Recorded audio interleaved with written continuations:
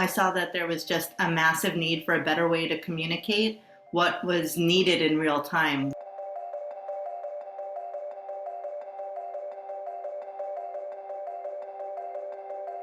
NeedsList is building technology solutions to power faster, more sustainable, and efficient humanitarian action. It's a two-sided marketplace. You have organizations on the front lines who can post needs. It's a web-based app, and we also have an app that works offline. So that means that we have folks like working in the camps in Uganda or in other places where they don't have connectivity. They can post their needs on the app. When they get back to the office or connected, it's pushed online.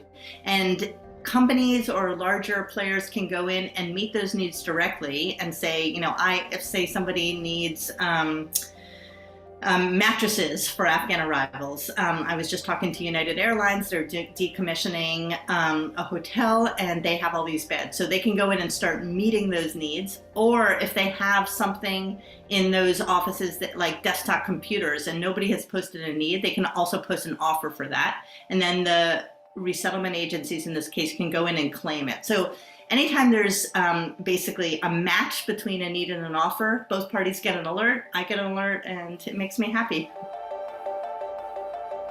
Back in 2015, I was on the ground supporting Syrians in France, and I saw that there was just a massive need for a better way to communicate what was needed in real time. We had all these people who wanted to help and all these items that were needed, but no way to connect the two. And we live in a technology-driven world. We know that marketplaces work in pretty much every other sector of our life. So it's pretty obvious to me that there should be some way to bring a marketplace approach to the humanitarian context. Being an outsider to the humanitarian system and trying to get buy-in from more traditional humanitarian stakeholders. And that included everything from adoption to money. What we found, especially at the beginning, is that everybody recognized that there was a need for a better way to do things, and we had incredible response from grassroots and from individual donors. But when it came to getting more traditional institutional players to buy into it, that was the challenge.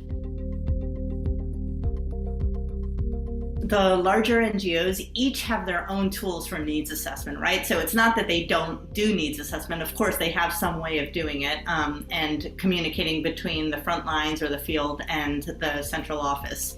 But part of the challenge is each one has their own needs assessment tool. And so I'd say the biggest difference around what we're doing is it's a tool designed to bring together stakeholders, both large NGOs, grassroots organizations, the private sector, and the public sector. So having them all on the same platform so that they can all see what each other's needs are, they can meet one another's needs. That goes from not just companies to meeting needs for nonprofits, but what we see in the field all the time is that nonprofits might have a surplus of one item and somebody just down the street needs it. And so there's this real asymmetry in information that's happening, especially in crisis moments. And our platform is designed, it's not a panacea, it's not going to fix everything, but just to connect the players so that if you do have something that's needed and someone else needs it, boom, you can match those two.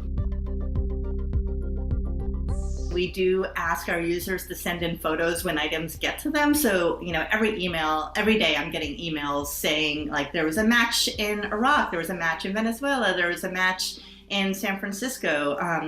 And then we get a lot of photos from them. But one story that sticks out is at the very beginning when we knew we were on to something was really around this solving this gap in information, which was we were using the tool on the island of Lesbos in 2016, 2017 in response to a number of refugees arriving on the islands.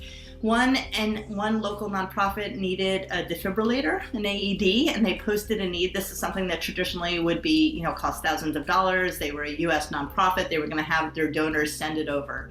And when they posted it on the platform, another nonprofit right across the island had an extra one in their warehouse and they dropped it off the next day. And so that's when I said, okay, here, we're onto something here. If we can start connecting these people that are in the same place and really create local ecosystems to leverage resources, that has tremendous potential at scale.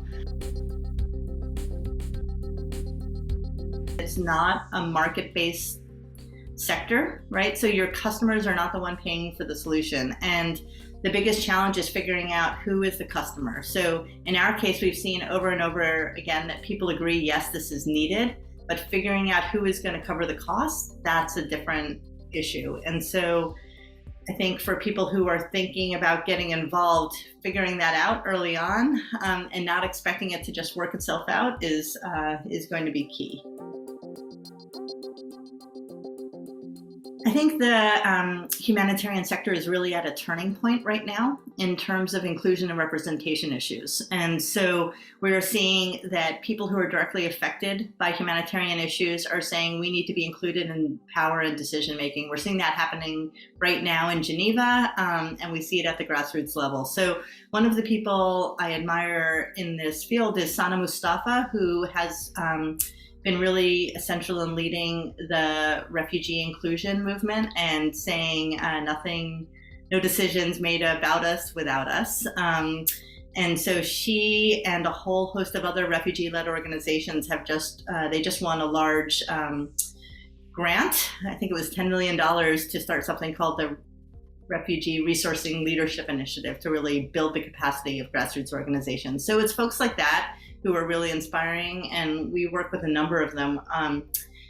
This was not something I thought about as much explicitly at the beginning. We were always focused on grassroots, but it's so clear to me that investing in organizations that are directly affected by the problem makes sense from every aspect, from not just an ethical point of view, but these are the people that know the problem the best. They speak the language, they know the culture, and they know how to get stuff done.